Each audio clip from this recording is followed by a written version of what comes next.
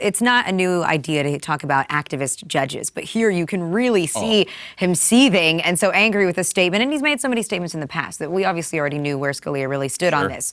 But as much as there is a fear in this, I've got an article pulled up with Rush Limbaugh saying that, well, that's it. Now there's going to be gay marriage nationwide and the genie is out of the bottle. And while this might seem like some apocalyptic nightmare for people like Rush Limbaugh, at the same time, do you think that you're absolutely right. That is the truth. And the reality is, it isn't because of this legal ruling. It's because of the tide of public opinion. And the interesting thing, his strike back against that, I listened to the right wing right after this came out, because that's where the interesting, radio was this afternoon.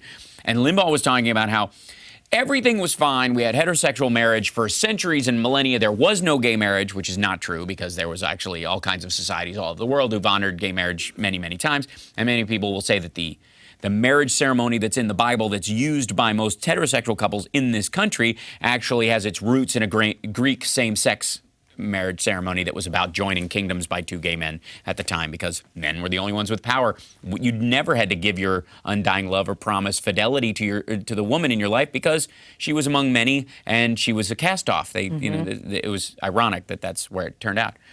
His thing was, he was making the case that all the people involved in this, it was fine. There was just straight, and then suddenly, he even said this, one day gay people just decided they want to get married and threw a monkey wrench in the whole thing. Suddenly, all of a sudden, that it was just a whim, that gay people on a whim decided they wanted marriage too, and it was going to be them redefining marriage for them. And I would like to, at least for those that might sympathize with that viewpoint or have this idea that straight marriage was a normalcy and gay marriage was just this kind of flippant want, go back to the days, especially the early days of the AIDS epidemic, and long-term gay partners not being able to walk into the hospital room and witness their partner's last dying breath. And not having that right is a fundamental part of being able to be married or even just in a straight relationship in this country. And that was the turning point. It wasn't this flippant decision. It was that there are things that I can only do if the state recognizes my relationship.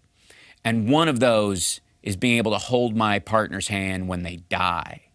And that's huge. And so for him to flippantly walk past this, and Scalia does exactly the same thing. This is just a willy-nilly decision on the LGBT community's idea that they just suddenly want something that everybody else has, and they've kind of got it anyway, so who cares, is a total lack of connection to the real wants and desires that are not met by the current state of affairs.